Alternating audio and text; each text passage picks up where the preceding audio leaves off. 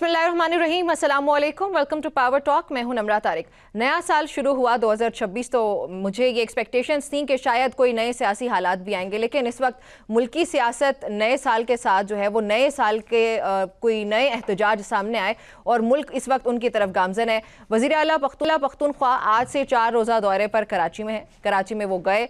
कराची में सिंध हुकूमत ने पाकिस्तान तहरीक इंसाफ को शानदार तौर पर बज़ाहिर वेलकम किया है। सिक्योरिटी फराहम करने के साथ साथ पॉलिटिकल एक्टिविटी करने की भी उनको इजाज़त दी गई। पीपल्स पार्टी के रहनुमा शर्जील मेमन ने आज दिन को जब मीडिया से बात की तो उनका कहना था कि वज़ीर आला खैबर पख्तूनख्वा को दौरा सिंध में सियासी सरगर्मियों के लिए, यानी उनकी जो पॉलिटिकल एक्टिविटीज़ हैं उसके लिए मुकम्मल तौर पर आज़ादी दी जाएगी। हुकूमत सिंध तमाम तर जमहूरी इक़दार पर मुकम्मल यकीन रखती है और सूबे में फ्री मूवमेंट की पॉलिसी पर अमल पैरा है। तो ये सिर्फ सियासी सरगर्मियों की आज़ादी नहीं, बल्कि सिंध हुकूमत ने पाकिस्तान तहरीक इंसाफ को आइंदा इतवार को मज़ार-ए-कायद पर जो जलसे की इजाज़त मांगी गई थी वो भी दे दी है। वज़ीर आला खैबर पख्तूनख्वा सोहेल आफरीदी ने इसके जवाब में कहा कि इतवार के रोज़ मज़ार-ए-कायद पर जलसा होगा, जहां हम कराची की तारीख का सबसे बड़ा जलसा करने जा रहे हैं। सिंध के अवाम इसमें भरपूर तैयारी करें। जो उनकी स्ट्रीट मूवमेंट चल रही है, पहले वो पंजाब की तरफ गए थे, अब आपको पता है कि वो कराची का रुख कर चुके हैं, तो उसमें वो अवाम से इल्तमास कर रहे हैं कि आप स्ट्रीट मूवमेंट में हमारा साथ दें। बानी पीटीआई का जो पैगाम है वो सिंध के कोने कोने तक पहुंचाने में हमारी मदद करें।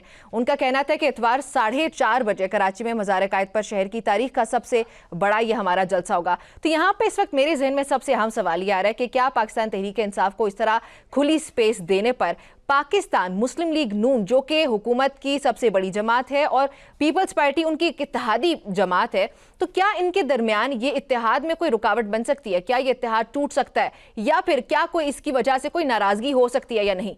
दूसरी जानिब कराची की आवाम जो है वो इस वक्त अदम सहूलियात का रोना हर रोज़ ही रोते हुए हमें नज़र आती है। आवाम के पास ना कभी बिजली दिखाई देती है, उनके इंफ्रास्ट्रक्चर के इतने मसाइल हैं, सड़कों के मसाइल हैं, पानी के मसाइल हैं। तो ये तमाम तर मसाइल तो कराची की आवाम के साथ चलते आ रहे हैं। उसमें अगर देखा जाए तो पिछले 17 साल से ज़्यादा पीपल्स पार्टी हुक्मरान जमात है और MQM से भी जो अवाम है वो काफ़ी हद तक नाउमीद ही हमें दिखाई देती है। तो ऐसे में सवाल ये भी है कि क्या PTI कराची की सियासत में अपने लिए कोई नई स्पेस पैदा कर सकती है या नहीं? क्योंकि देखा जाए तो अवाम जो है वो MQM से भी बहुत ही हमें नाराज़ दिखाई देते हैं, जमात इस्लामी से भी काफ़ी बड़ी हद तक नाराज़ दिखाई देते हैं, और पीपल्स पार्टी चूंकि उनकी तो हुकूमत पिछले कई साल से चली आ रही है तो उसकी वजह से उनसे नाराज़गी ज़्यादा है। तो अब जबकि सिंध का रुख किया पाकिस्तान तहरीक इंसाफ ने, तो क्या वहाँ पर वो अपने लिए कोई स्पेस पैदा कर सकते हैं या नहीं, ये भी एक अहम सवाल है। अच्छा, तहरीक तहफ़्फ़ुज़ आइन पाकिस्तान का भी जो दौरा है उसका भी मैं ज़रूर जिक्र करूँगी कि वो लाहौर के दौरे पर इस वक्त मौजूद है, जहाँ पर उसमें एक चीज़ वो वाज़ेह ये दिखाई दे रही है कि वो पाकिस्तान तहरीक इंसाफ के रहनुमाओं का तवज्जो का जो मरकज़ है इस वक्त वो तहरीक तहफ़्फ़ुज़ आइन पाकिस्तान का दौरा छोड़ के कराची है।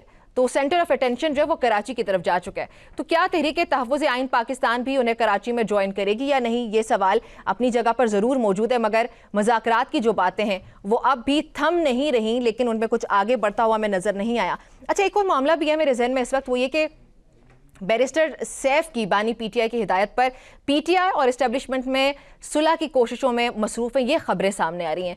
तो ये भी प्रोग्राम में हम आगे जाके देखेंगे कि इस खबर में कितनी सदाकत है कि ये बैरिस्टर सैफ की तरफ से कोशिशें की जा रही हैं इस्टेब्लिशमेंट और PTI को सुलह की तरफ लेके आने के लिए। इन तमाम तर मामलात पर बात करने के लिए पीपल्स पार्टी के रहनुमा मुझे ज्वाइन कर रहे हैं कादिर खान मंदोखेल, साथ ही मुझे रुकन सूबाई असम्बली PTI के ज्वाइन कर रहे हैं तनवीर हसन राजा। तनवीर ने तमाम तर जो मामलात कल देखे, तहरीक तहफ़्फ़ुज़ आइन पाकिस्तान को वो जो क़यादत थी उसको होस्ट भी कर रहे थे, और फिर आगे दौरा सिंध से मुतालिक क्या तफसीलात हैं उस पर भी बहुत ही डिटेल में हम बात करने जा रहे हैं। कादिर साहब, सबसे पहले तो मुझे ये बताइएगा, पाकिस्तान तहरीक इंसाफ आज सिंध का दौरा अपना मुकम्मल कर चुकी है, आज उनका बल्कि आगाज हो चुका है। सो ओवरऑल जो पूरे दिन की सिचुएशन रही वो किस तरह से रही?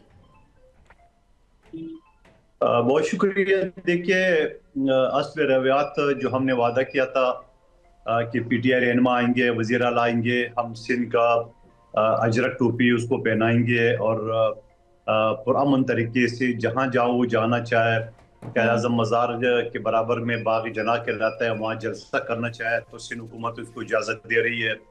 बाकी वज़ीर आला सिंध से मुलाकात हो या PTI के सेक्रेटरीट जाना हो या कोई और जगह जाना हो तो खुली आज़ादी है, बिल्कुल PTI को बाकी जमातों की तरह। मगर PTI का भी ये एक इम्तिहान है कि जिस तरह पिछले महीने जो नाखुशगवार वाक़यात हुए थे पंजाब में, पंजाब असम्बली में, अब PTI कहता है कि हमारा कसूर नहीं है, पंजाब हुकूमत कहती है हमारा कसूर नहीं है, और यहाँ एक मरतबा फिर PTI का टेस्ट हो जाएगा। अगर वो पुरअमन तरीके से, जमहूरी तरीके से, सियासी तरीके से उन्होंने अपनी प्रोग्रामात किए, तो सिंध हुकूमत उनको वेलकम करेगी और बल्कि तहफ़्फ़ुज़ देगी सिक्योरिटी के हवाले से।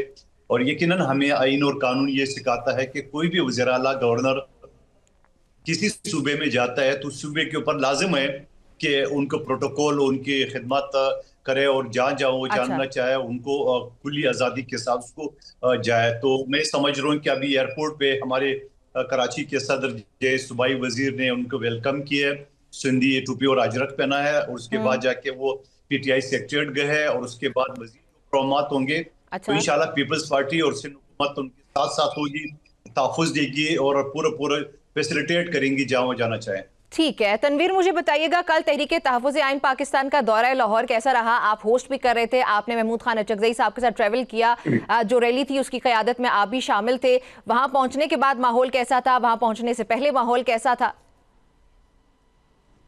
हाँ जी, बिस्मिल्लाहिर्रहमानिर्रहीम। बिल्कुल ऐसा है कि हम कल इस्लामाबाद से निकले थे, और जो रैली प्रॉपर हमारी स्टार्ट हुई थी वो टी चौक रावलपिंडी से हमने स्टार्ट की थी। अच्छा। और सबसे पहला जो रैली के ऊपर अटैक था वो रवात और गुजरखान के करीब हुआ, और फिर वो कंटिन्यूसली मुख्तलिफ मकामात पे जारी रहा। गुजरखान में हमारे कुछ वर्कर्स अरेस्ट हुए। अच्छा। लेकिन जब हम पहुंचे खारियां के करीब, तो जो सबसे पहला अटैक हुआ वो मेरी गाड़ी पे था, जिसमें कुछ सिविल कपड़ों में लोगों ने हमला किया, और आते ही उन्होंने गाड़ी पे तोड़ फोड़ शुरू कर दी। तो जब हमारी गाड़ी की स्क्रीन वगैरह टूट गई तो हम थोड़ा सा आगे चले गए, क्योंकि हम अब रैली के स्पीड से नहीं जा सकते थे, हमने गाड़ी चेंज करनी थी। तो जब बाकी लोग जब गुजरात पे पहुंचे तो फिर उन्होंने रेस्ट एरिया में खड़े नमाज के लिए जितनी गाड़ियां खड़ी थी उन सारी गाड़ियों के शीशे तोड़े। तकरीबन 17 से 18 जो है ना गाड़ियां उन्होंने तोड़ दी। असल में उनका मकसद ये था कि जो ये स्ट्रेंथ है रैली की, और जिस पावर से ये लोग लाहौर की तरफ जा रहे हैं, लाहौर पहुंचने से पहले स्ट्रेंथ टूट जाए। उसमें जाहिर बात है, जब आप सर्दी के मौसम में और फोग के माहौल में गाड़ी की स्क्रीन तोड़ दें तो फिर वो गाड़ी नहीं चल सकती, और फिर लोगों में भी खौफ व हरास फैल जाता है। तो ठीक। जब हम लाहौर पहुंचे तो लाहौर में ऐसा कुछ ज़्यादा मसला नहीं था। पुलिस जगह जगह पे खड़ी थी, हमें अच्छा। रोका नहीं किसी ने। लेकिन रैली के ऊपर पहले ही इतने ज़्यादा अटैक हो गए और इतने मसले बन गए कि लोगों में फिर खौफ व हरास फैल गया, और फिर लोगों ने अवॉइड किया। लेकिन फिर हम जमान पार्क तक गए। हमारा जो कल की रैली का अख्ताम था वो जमान पार्क में था। अच्छा। अभी सुबह हमने एक जगह पे मीटिंग रखी हुई थी वकला से और मीडिया से। उसके बाद हम हाई कोर्ट गए। अभी हाई कोर्ट से हम निकले हैं। मजीद लाया जो है रैली का वो आएगा। हम उसको एक्सपोज इसलिए नहीं करते कि फिर ये गिरफ्तारियां शुरू कर देते हैं और वर्कर्स के साथ जो है जुल्म करते हैं। तो फिर हमारा जो भी प्लान हो सो तनवीर, वो हम ये उसको तहरीके सीक्रेट रख के ही तहफ़्फ़ुज़ करते आइन पाकिस्तान इस दौरे से निकालना क्या चाहती है? मेरी एक ये कन्फ्यूजन भी दूर कीजिएगा कि आज से कुछ दिन पहले CM KP ने एक अलहदा तौर पे दौरा किया, फिर उसके बाद तहरीके तहफ़्फ़ुज़ आइन पाकिस्तान की तरफ से ये एक अलग से दौरा किया जा रहा है। क्या आप लोग यूनाइटेड है ना? तो जब आप यूनाइटेड हैं तो आप एक ही साथ ये दौरा कर लेते तो आपको नहीं लगता कि ज़्यादा इफेक्टिव हो जाता था? नहीं, देखिए नम्रा, आप अपने पर्सपेक्टिव से चीज़ों को देखनी है। हम बेसिकली मोबिलाइज कर रहे हैं, और हम अपने लोगों में जो खौफ व हरास फैला हुआ है उसको ख़त्म कर रहे हैं। तो वो एक पिछले हफ्ते का इवेंट था। अभी जैसे CM साहब सिंध गए हुए हैं, तो हमारी जो लीडरशिप है, जैसे सलमान अकरम राजा और बाकी लोग, वो उनके साथ सिंध गए हुए हैं। तो हमने पंजाब में लोगों को इंगेज करने के लिए यहाँ पे एक्टिविटी की, क्योंकि आपको पता है हमारी 8 फरवरी की कॉल है, और खान साहब ने कहा है कि आपने लोगों को मोबिलाइज करना है, स्ट्रीट मोबिलाइजेशन करनी है। तो उसके लिए सियासत जो है it's a full time job. ऐसा नहीं है, देखें नून लीग को सिस्टम में आए हुए 2.5 साल हो गए हैं, उन्होंने कोई पब्लिक इवेंट नहीं किया, वो पब्लिक में जाते ही नहीं है। तो सियासत इज ऑल अबाउट पब्लिक। तो हमारा पब्लिक, हमारा डे वन से जब खान साहब अपने गवर्नमेंट में भी थे तब भी वो पब्लिक के साथ कनेक्ट रहते थे।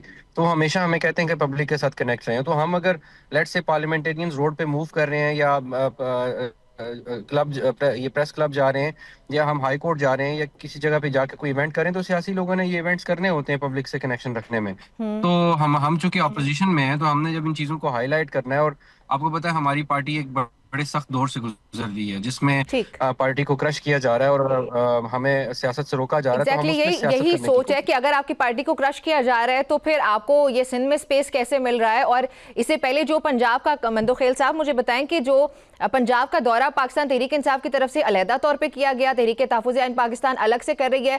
आपको लगता है कि जो तहरीक तहफ़्फ़ुज़ आइन पाकिस्तान का ये दौरा है, ये इसे कुछ कंक्रीट मटीरियल निकल सकता है? और जिस तरह से हमने PDM जैसा अलायंस देखा था जो इतना पावरफुल आया कि गवर्नमेंट चली गई है, तो क्या ये अलायंस जो है वो इतना इफेक्टिव साबित हो सकता है अगेंस्ट गवर्नमेंट?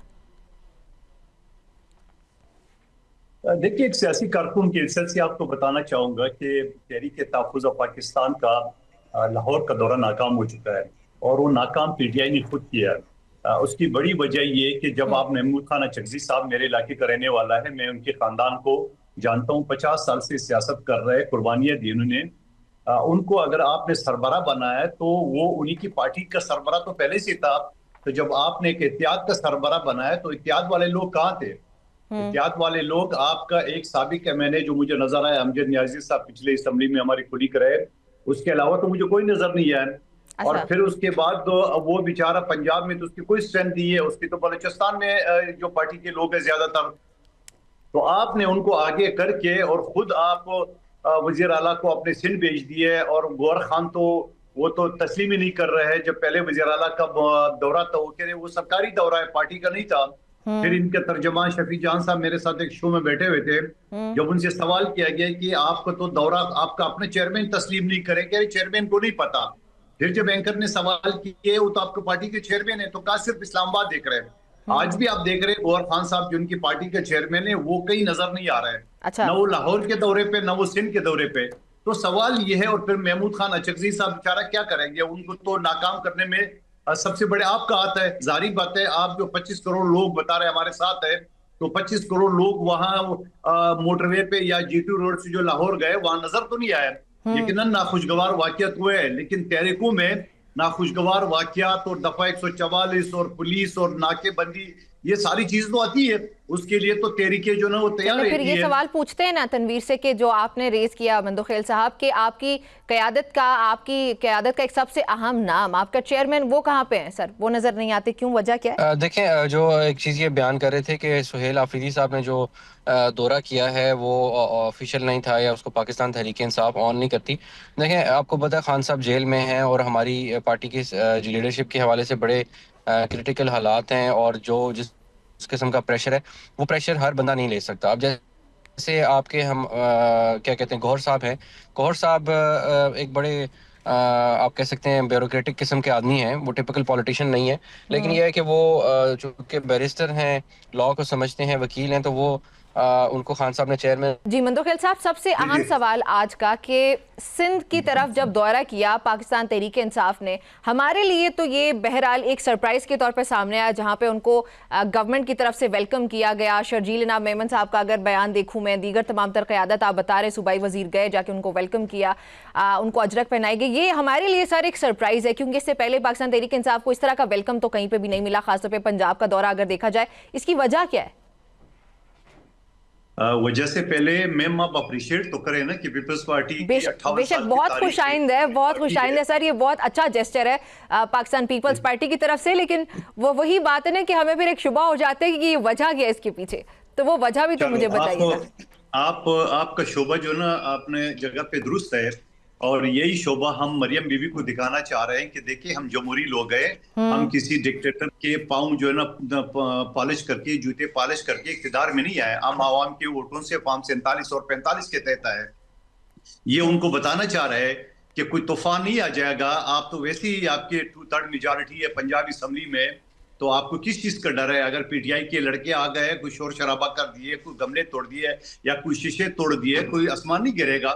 छोटा मोटा तहरीकों में ये चीजें हो जाती है उसमें, लेकिन कोई बड़ा चीज तो नहीं है। लेकिन अब जो महमूद खान अचकज़ी साहब आ रहे हैं, वो तो शरीफ आदमी है, उन्हें तो कहा कि हम कोई हल्ला गुल्ला या कोई हंगामा करनी है। फिर उनकी गाड़ी क्यों तोड़ी गई है? पंजाब की हदूद में अगर वो गाड़ियां तोड़ी गई है तो यकीनन पंजाब हुकूमत उसकी जिम्मेदार है। वो जो मर्जी कह दे, सिविल कपड़ों में हो या पुलिस की वर्दी में हो या जो भी गुलूबट हो, तो उनकी जिम्मेदारी पंजाब हुकूमत की है कि वो जाके तहरीक तहफ़्फ़ुज़ यानी पाकिस्तान के रहनुमाओं को तहफ़्फ़ुज़ दे, और उनकी जो अमन जो मार्च है या जलसा है या तहरीक है या जो रैली है, जो नाम दे दे उनको आप पाए तकमील तक पहुंचे। अब देखिए हमने सिंध को जिस तरह वेलकम किया है, अफरीदी साहब को। और मैं आपको ये भी बता दूं कि कराची एयरपोर्ट में पीटीआई के अपने कारकुनान एक दूसरे के साथ लड़ पड़े। और यही चीज हो जाती है कि जो जलसा जुलूस खराब हो जाते हैं वो पार्टियां खराब नहीं करती है, बल्कि उनके जो कारकुन जो ना वो एक दूसरे के साथ तोड़ते हैं और फिर उसके बाद वो अफरा तफरी मच जाती है, यकीनन उससे सूरत हाल खराब होती है। लेकिन वो छोटा सा एक झगड़ा था एयरपोर्ट पे, वो उनके आपस के कारकुनों का था, पीपल्स पार्टी का कोई लेना देना नहीं है। बहरहाल उसके बाद मजीद उनके जो जलसे जुलूस है पुरअमन तरीके से जहां जाना चाहते थे वो गए, और कोई ऐसा नाखुशगवार वाकया नहीं है। और मुझे उम्मीद है कि आगे जाके उनका हैदराबाद जाने का है, वहां भी उसको पूरा सिक्योरिटी और प्रोटोकॉल मिलेगा। और अगले दिन हमने जलसे का उनको इजाजत दी है जनाब क़ायद आज़म मज़ार के बराबर में। यकीनन मैं कहूंगा कि वो सबसे पहले जब सिंध के दौरे पे है तो रिवाज और रस्म ये है और उसूल भी ये है कि वो क़ायद आज़म के मज़ार पे जाए, वहां दुआ पढ़ ले और उसके बाद जाके जलसा अटेंड कर ले। और यही हमारे जमहूरी और सियासी उसूल है। तो मैं ये समझ रहा हूँ कि हम जो आपका जो शोबा था या शक था जो भी था, हम दूसरी पार्टियों को ये दिखाना चाह रहे हैं कि हम हाइब्रिड पार्टी नहीं है, हम हाइब्रिड दूसरी पार्टियां कौन सी है सर? आपकी सबसे बड़ी इत्तेहादी जमात है पाकिस्तान मुस्लिम लीग नून, उन्होंने तो उनको इजाजत नहीं दी कभी भी, ना वो इस्लामाबाद में कभी एहतजाज कर पाते हैं, ना कोई धरना कर पाते हैं, ना कोई जलसा है ना। जी सर, वो हाइब्रिड पार्टी है ना, ख्वाजा आसिफ ने कहा ना हाइब्रिड निजाम है। यस, हाइब्रिड निजाम है। रात 3 बजे आर्मी चीफ को आप उस निजाम का हिस्सा नहीं है सर? पीपल्स पार्टी क्या मेरी बात वो थानेदार भी नहीं मानता है। रात 3 बजे Khawaja Asif army chief general Bajwa को फोन करके सुबह रिजल्ट उसके हाथ में आ जाता है। और एक मैं हूं जो मुझे 2 महीने पहले फैसल वाड़ा ने बता दिए ये सीट मुखबर खास मुस्तफा कमाल को दे दी गई, आपको नहीं मिलेगी। और वही हुआ।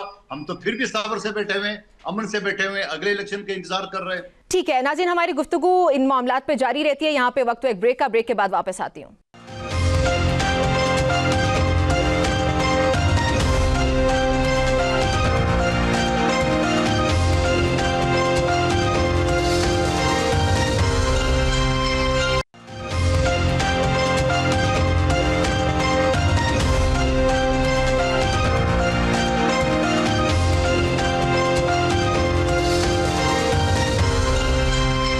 Welcome back to power talk. अपनी गुफ्तगू के सिलसिले को आगे बढ़ाते हैं। मंदो खेल साहब, आपकी अपनी जमात है ना भाई, वो आपकी अपनी इत्तेहादी जमात है। अगर वो इतने बुरे हैं आप जिस तरह से बता रहे हैं, आप जिस तरह बता रहे हैं कि आपकी एक जमहूरियत है और जो जमहूरी एक अक़दार को मद्देनज़र रखते हुए आपने इजाज़त दी पाकिस्तान तहरीक इंसाफ को सिंध में जिस तरह से वेलकम किया पीपल्स पार्टी ने, तो आपकी अपनी दूसरी जमात जो इत्तेहादी वो क्यों नहीं वेलकम करती है?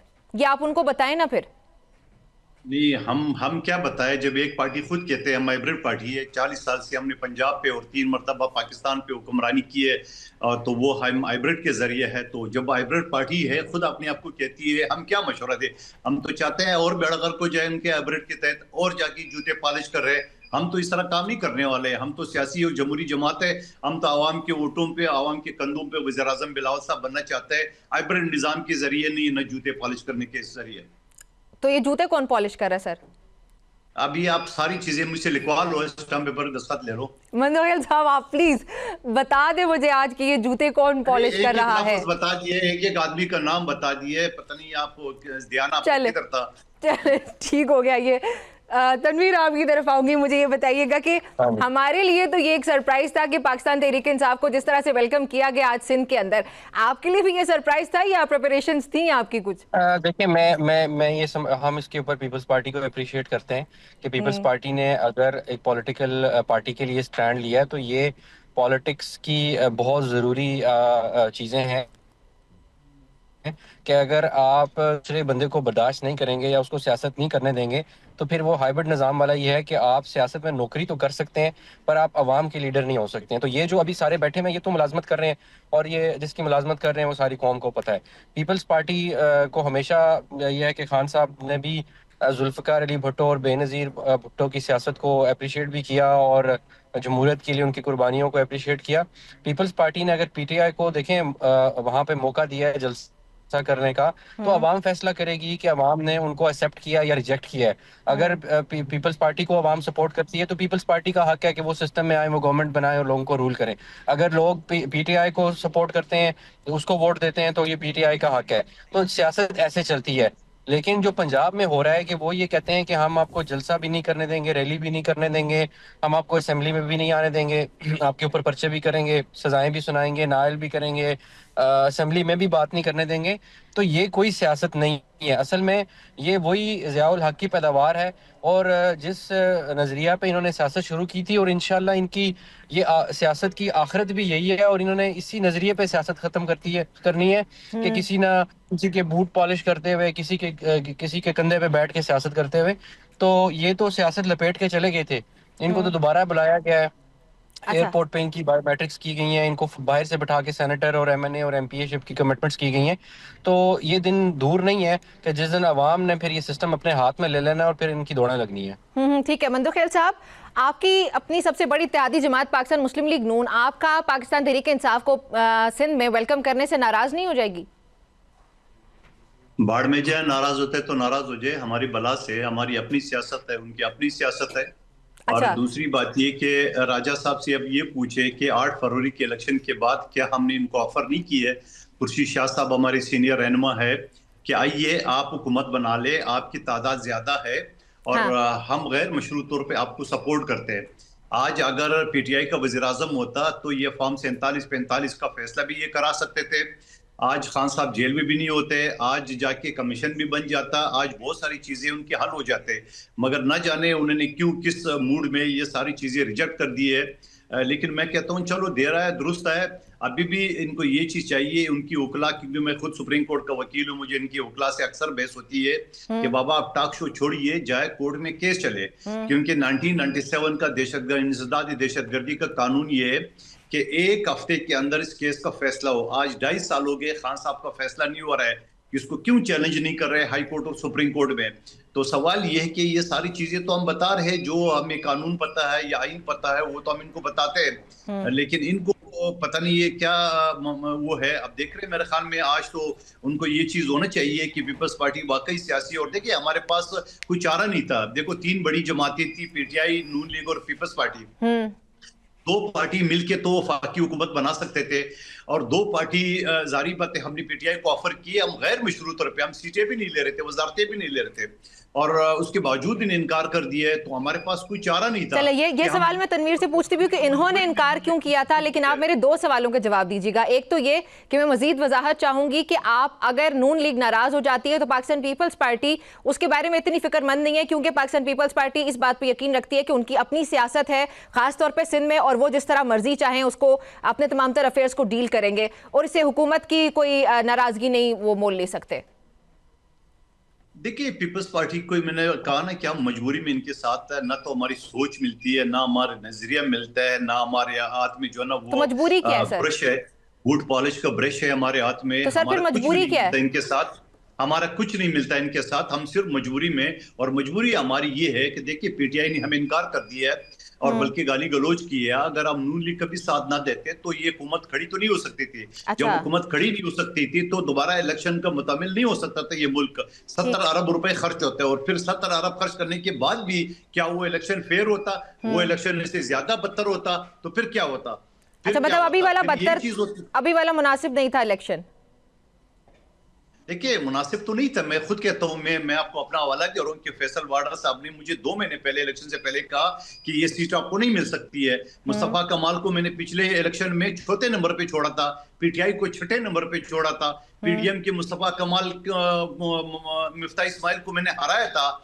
तो जो शख्स वहां पिके है बगैर किसी काम के, मैंने पीटीआई को 6ठे नंबर पे और मुस्तफा कमाल को 4थे पे, टीएलपी को 3रे पे और पीडीएम के मुस्लिम लीग नून कैंडिडेट को 2रे नंबर पे छोड़ा था। उसके बाद तो मैंने तो करीबन 15 अरब रुपए से ज्यादा तरक्याती काम कराया, लोगों को खिदमत की है।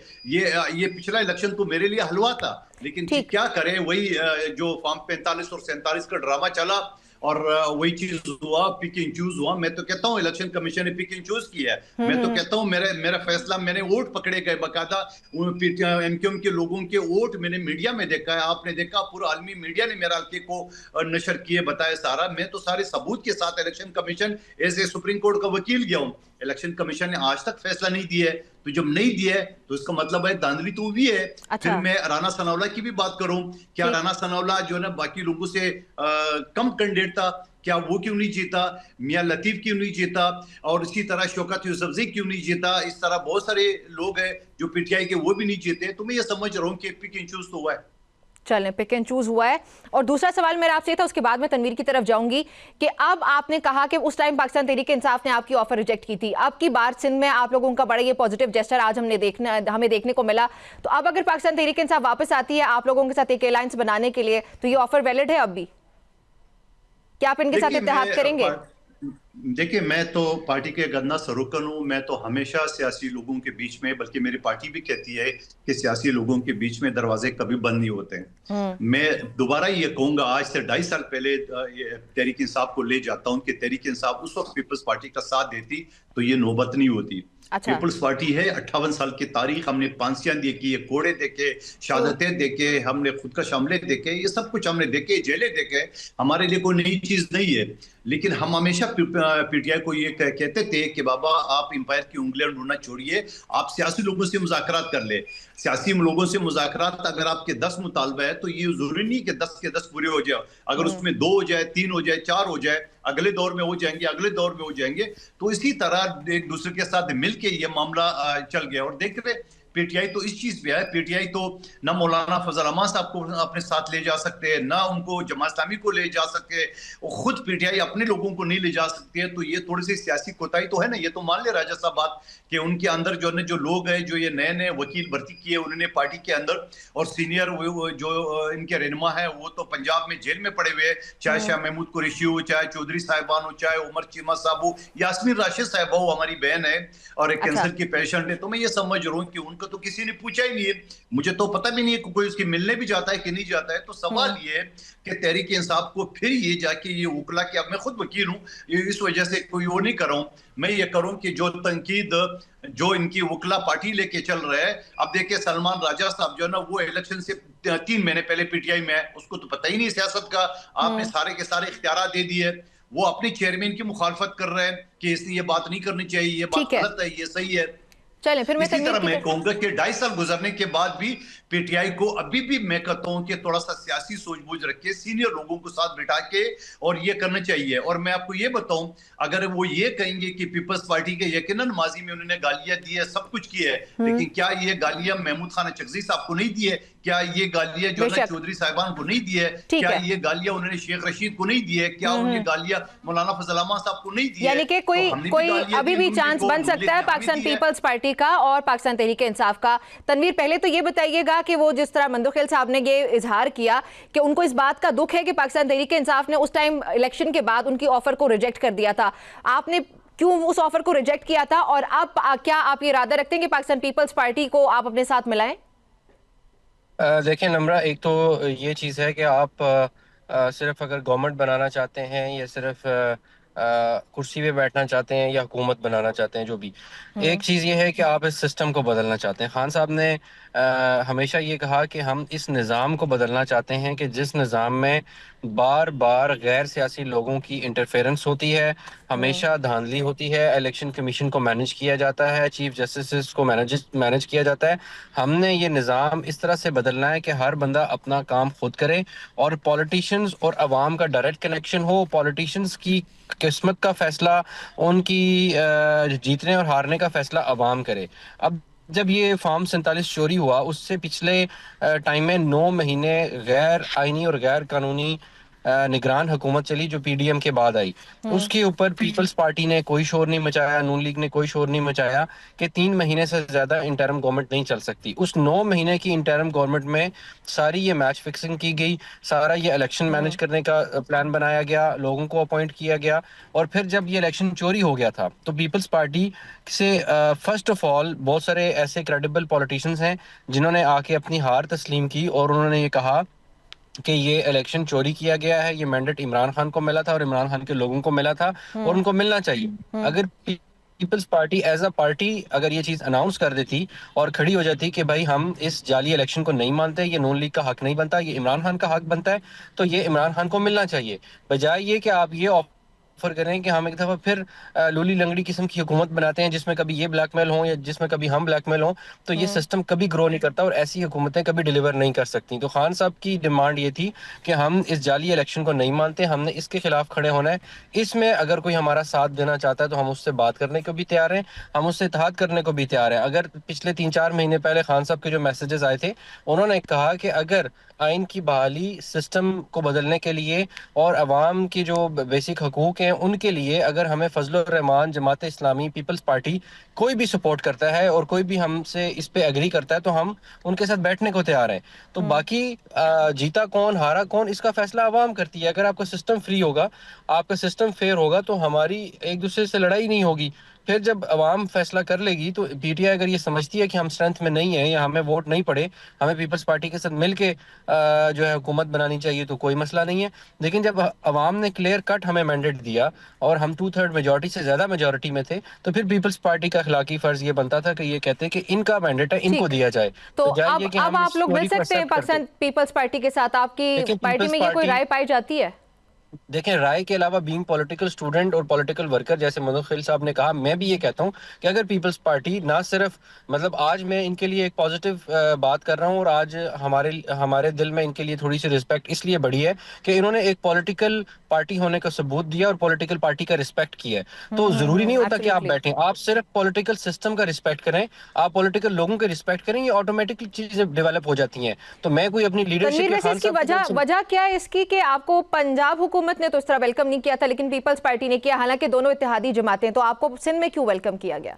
मैं वही चीज कह रहा हूँ कि पीपल्स पार्टी ने एक पॉलिटिकल पार्टी होने का सबूत दिया है, इस खौफ से हटके कि अगर अगर अगर सुहेल खान पीपल्स अफरीदी। पार्टी इतनी बड़ी पॉलिटिकल पार्टी है और उसका सबूत वो पेश करती है, तो वो अपने सबसे बड़े इत्तेहादी को कभी कन्विंस नहीं कर सकती कि जिस तरह से आप बताते हैं आपको दीवार के साथ लगाया जाता है, पंजाब में अगर आप आए वहां पे आपके साथ क्या क्या हुआ, तो वो फिर उनको कन्विंस नहीं कर सकते? वहां पे एक तरह से फेडरल गवर्नमेंट में हिस्सा है, सबसे बड़ा हिस्सा है, पीपल्स पार्टी के बगैर तो हुकूमत ही नहीं बन सकती।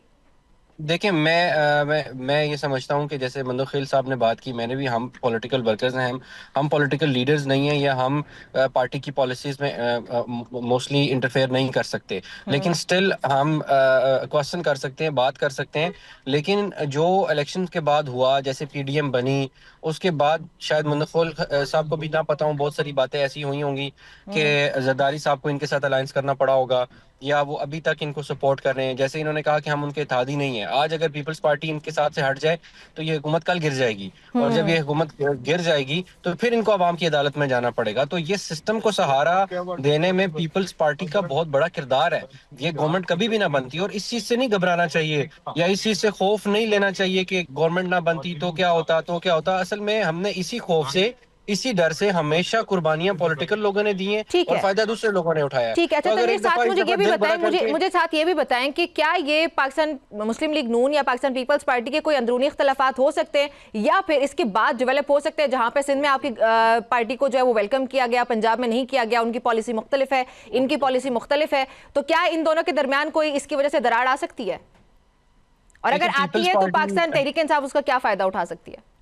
लेकिन पीपल्स पार्टी अगर सरे आम ये चीज कहती है ना कि फॉर्म 47 की हुकूमत है और ये मैंडेट चोरी हुआ और हम इस सिस्टम को बदलना चाहते हैं और हम इस सिस्टम को अवाम के थ्रू लाना चाहते हैं, तो हमें इवन बैठे बगैर भी हमारा जहन मिल जाएगा, हमारा एजेंडा सेम हो जाएगा, हम एक अच्छा। दूसरे को सपोर्ट कर सकते हैं। अगर देखिए, नून लीग के साथ इनके इख्तलाफात 2.5 साल में कुछ भी नहीं तो अब मेरा ख्याल 250 दफा तो होते हैं। उसकी वजह ये है कि ये लोग ये कहते हैं कि हम स्टेट का पार्ट हैं, हम गवर्नमेंट का पार्ट नहीं है, क्योंकि पीपल्स पार्टी के पास सारे स्टेट के ओहदे हैं, जैसे गवर्नर है, प्रेसिडेंट है या इस तरह के बाकी ओहदे हैं। उनके पास जैसे गवर्नमेंट है तो गवर्नमेंट में कोई इनके पास मिनिस्ट्री या इस तरह के ओहदे इन्होंने नहीं रखे हुए। स्पीकर का ओहदा इनके पास है और सेनेट चेयरमैन का है, तो ये सारे स्टेट के ओहदे हैं। इनको गवर्नमेंट का ओहदे आप नहीं कहते हैं, तो ये गवर्नमेंट का हिस्सा अपने आप को नहीं मानते, लेकिन ये गवर्नमेंट में इन्होंने उनको सपोर्ट किया, वोट किया, यानी प्राइम मिनिस्टर बनाने में और बाकी जो आईनी ओहदे हैं उनमें बनाने में इन्होंने वोट किया है उनको,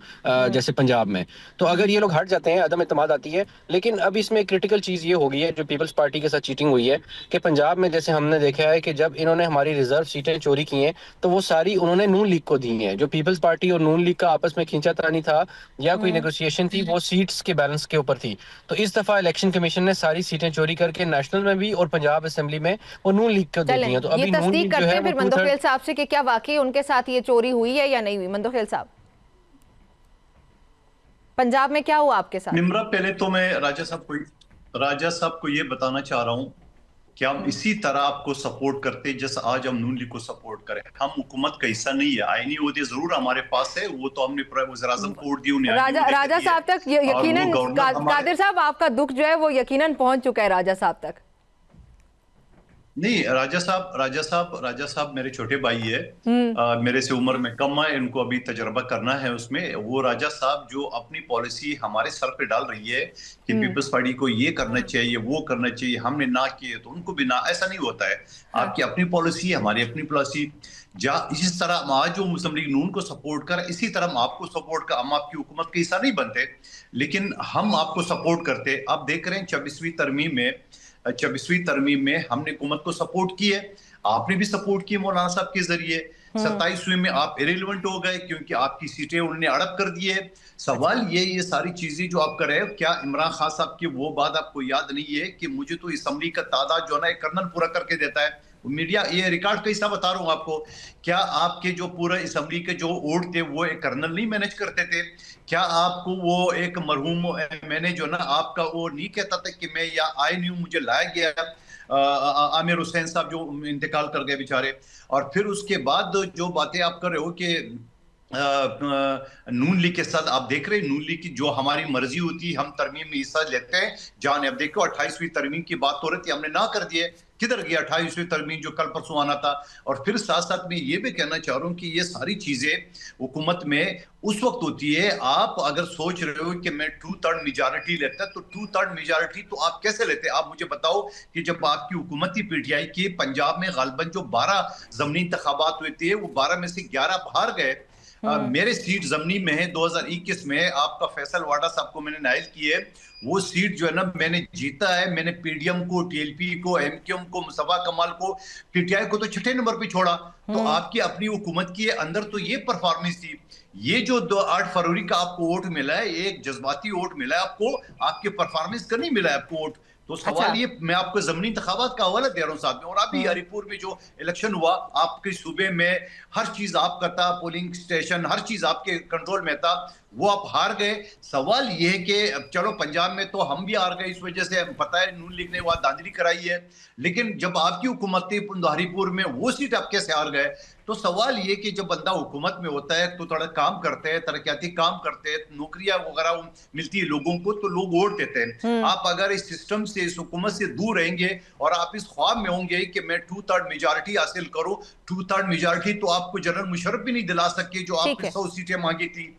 2/3 मेजॉरिटी तो आपको जो है ना वो 2018 में भी आप नहीं ले सके। काफ लीग और एमक्यूएम के सारे पे आपको हुकूमत बनाई गई है जनूबी इत्तेहाद। तो मैं ये समझ रहा हूँ कि ये जो फैसले या इस खुशफहमी में है कि मैं 2/3 मेजॉरिटी हासिल कर लूँ, मेरे ख्याल में हरिपुर के इलेक्शन से आपको ये सोचना चाहिए कि सबक हासिल करना चाहिए कि आपको क्या मिले। बाकी रहेगी हमारे और नून लीग का एपिसोड। नून लीग के साथ नून लीग का 170 दादा पूरे हो चुका है। मेरे साथ पीटीआई के आपके पुख्तनख्वा के वजीर इत्तलात जो थे शौकत यूसुफजई साहब, वो रिकॉर्ड पे वीडियो उठा के देख ले। कई शो में उसने कहा कि मुझसे डिप्टी कमिश्नर ने एफिडेविट मांगा, मैंने नहीं दिया है। और मेरी पार्टी के 30 से 40 लोगों ने एफिडेविट दिए। इसका मतलब ये कि आपके अपनी पार्टी के 30 से 40 लोग मुस्लिम लीग नून के साथ मिले हुए। और फिर मैं आपको एक और चीज बताऊं, थोड़ा सा याद रखे मेरे टॉक शो के, मैं रोजाना 5 से 7 टॉक शो करता हूं। मैंने आपका जब पीक पे हमारी लड़ाई थी नून लीग के साथ, मैंने टॉक शो में कहा, ये उनके पार्टी से पूछे बगैर मैंने ये आपको ऑफर किए कि आइए बड़ा अच्छा मौका है, अदम एतमाद की तहरीक पेश करे, देखो पीपल्स पार्टी वोट करती है कि नहीं करते। उस वक्त तो आपने नहीं किया है। आज कोई फायदा नहीं, इस वजह से कि आज 170 एमएनए मुस्लिम लीग नून के हो चुके हैं। आपके 30-40 लोग जो अंडरग्राउंड मिले हुए हैं वो अलग है। तो अदम एतमाद की तहरीक हमारे अलग होने से कोई फर्क नहीं पड़ेगा नून लीग के ऊपर। ठीक है कादिर साहब, मुझे हाँ या ना में जवाब दीजिएगा, मुझे ब्रेक की तरफ जाना है। आपकी तमाम तर बातों से मुझे अंदाजा ये हुआ कि आप पाकिस्तान मुस्लिम लीग नून की हुकूमत से इंतहाई तंग हो चुके हैं और आपको ये लगता है कि अगर उस टाइम पाकिस्तान तहरीक इंसाफ आपको इनकार की बजाय इकरार कर देती तो उनकी हुकूमत पाकिस्तान मुस्लिम लीग नून से बेहतर हो सकती थी और ये इत्तेहाद आप लोगों का ज्यादा बेहतर हो सकता था, हाँ या ना? आपने तो मुझे कोर्ट के कटहरे में खड़ा कर दी। हाँ चलो ओके चले जी, बहुत शुक्रिया कादिर साहब आपका मुझे ज्वाइन करने के लिए। तो कभी बहुत शुक्रिया मुझे ज्वाइन करने के लिए। माजरत के साथ वक्त की कमी है, मुझे ब्रेक की तरफ बढ़ना है। नाज़रीन, एक इंतहाई अहम टॉपिक है कुछ इस्लामाबाद में दरख्तों की कटाई से मुतालिक, वो क्या मामला, इससे बात होती है आफ्टर द ब्रेक।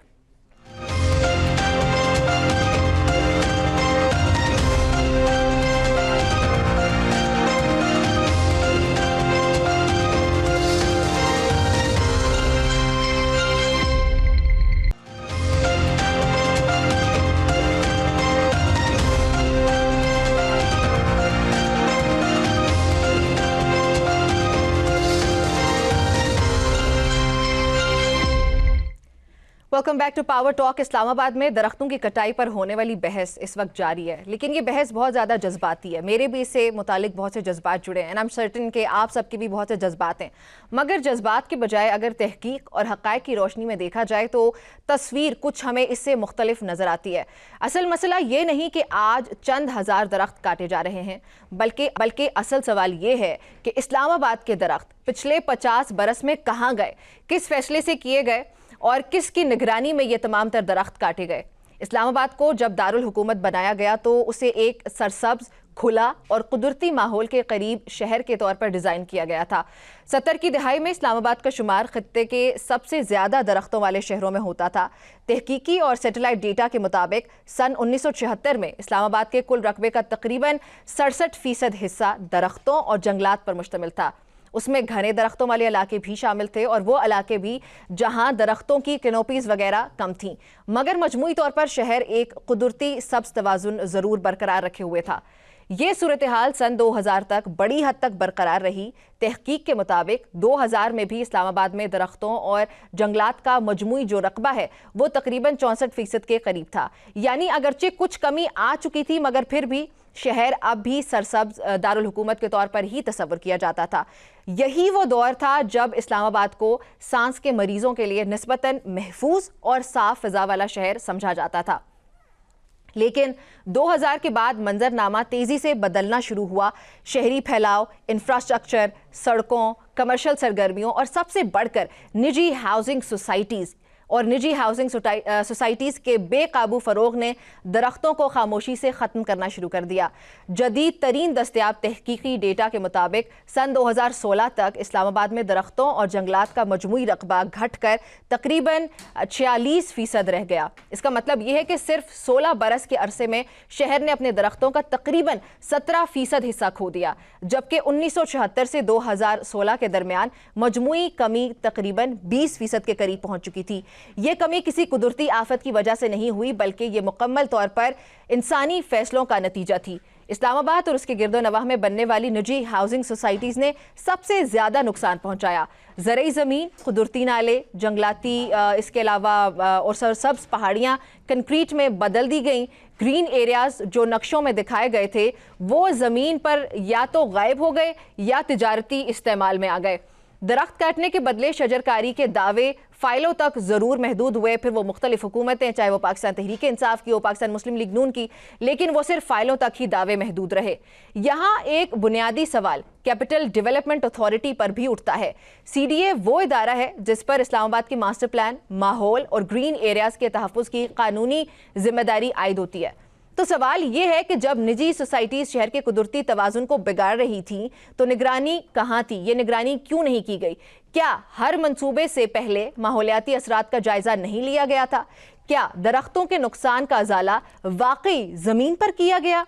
और अगर कवानीन की खिलाफ वर्जी हुई तो इस पर मौसर कार्रवाई क्यों ना हो सकी? इसी दौरान एक और गलती माजी में की गई जिसके असरात आज सामने आ रहे हैं। पेपर मलबरी नामी दरख्त जो 1960 की दिहाई में चीन से लाया गया था, इब्तिदा में फौरी सब्जा और साया फराहम करने के लिए लगाया गया। बाद में उसके बीज हेलीकॉप्टर्स के जरिए शहर में बिखेरे गए, जिससे ये दरख्त बेकाबू अंदाज में फैल गया। वक्त के साथ ये एक जारहाना दरख्त बन गया और इसका नर पौधा हवा में शदीद एलर्जी पैदा करने वाला पोलन छोड़ने लगा। आज सूरत हाल ये है कि इस्लामाबाद की फ़ज़ा में मौजूद पोलन का सबसे बड़ा हिस्सा पेपर मलबरी से आता है और बाज़ दिनों में पोलन की मिकदार 45,000 ज़रात फ़ी मुकब मीटर तक पहुँच जाती है। ये सतहें आलमी मयार के मुताबिक गैर मामूली हद तक खतरनाक है। इसके नतीजे में हर साल हज़ारों अफराद शदीद एलर्जी, दमे और सांस के मसाइल का शिकार होते हैं। अस्पतालों में हंगामी कैफियत पैदा हो जाती है और बाज़ शहरी पोलन के मौसम में शहर छोड़ने पर भी मजबूर हो जाते हैं। यही वजह है कि अदालतों और माहिरीन सेहत की हिदायत पर पेपर मलबरी के खात्मे का अमल शुरू किया गया। अब तक हज़ारों पेपर मलबरी के दरख्त हटाए जा चुके हैं और उनके बदले मकामी अक़साम के दरख्त लगाने का वादा किया गया है। लेकिन यह बात वाज़ेह रहनी चाहिए कि पेपर मलबरी की कटाई इस्लामाबाद के मजमूई दरख्तों के बहरान का हल नहीं, बल्कि सिर्फ एक मखसूस सेहत के मसले का इलाज ज़रूर हो सकता है। असल मसला वो दरख्त हैं जो पिछले 20-25 बरस में निजी तामीरात, नाक़िस मनसूबाबंदी और कमज़ोर निगरानी की नज़र हो गए।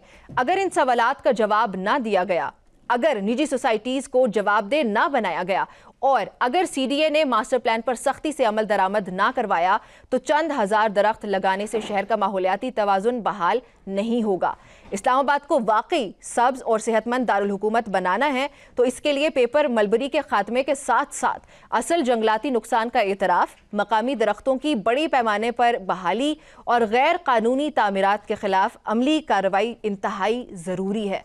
वरना दरख्तों की ये बहस महज एक वक्ती शोर बनकर रह जाएगी और शहर खामोशी से अपनी सरसब्ज शनाख्त खोता रहेगा। ये मामला दरख्त काटने या लगाने का नहीं है, बल्कि यहाँ पे आखिरी सवाल ये है कि इस्लामाबाद को हमारी हुकूमतों ने आइंदा आने वालों के लिए सांस लेने के काबिल शहर बनाना है या फिर इस्लामाबाद को सिर्फ एक कंक्रीट जंगल बना देना है। प्रोग्राम से इतना ही, इजाज़त दीजिए, अल्लाह हाफ़िज़।